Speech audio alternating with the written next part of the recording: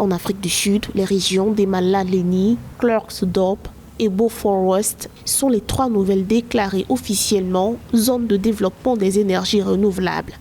Les zones identifiées disposent en général des ressources énergétiques vertes les plus abondantes. Elles devraient désormais servir au développement d'infrastructures solaires et éoliennes à grande échelle, selon l'annonce du gouvernement. Qui sont conscients de l'impact des différentes activités sur le climat et conscients de cela, ils font face à cette responsabilité en menant des actions climato-intelligentes avec la création d'initiatives dans le sens de la transition écologique. C'est quelque chose que nous saluons et pour lequel nous nous battons afin que les ressources énergétiques que nous avons puissent être gérées durablement, maintenues et utilisées rationnellement pour les générations présentes, mais aussi et surtout pour les générations à venir. Le parc d'énergie renouvelable s'élargit donc à 11 avec ces 3 nouvelles zones.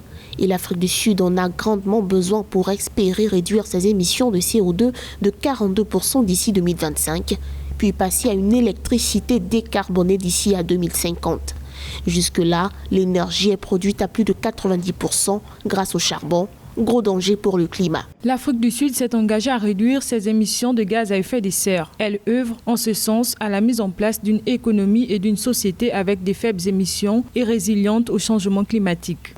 Bien qu'elle menace pas moins de 120 000 emplois en Afrique du Sud, d'après les experts, la transition énergétique vers le renouvelable est déjà en marche dans le pays depuis 2009. Conscient de tendre vers une catastrophe, le pays africain le plus industrialisé a lui aussi entrepris de signer l'accord de Paris sur le climat en 2015.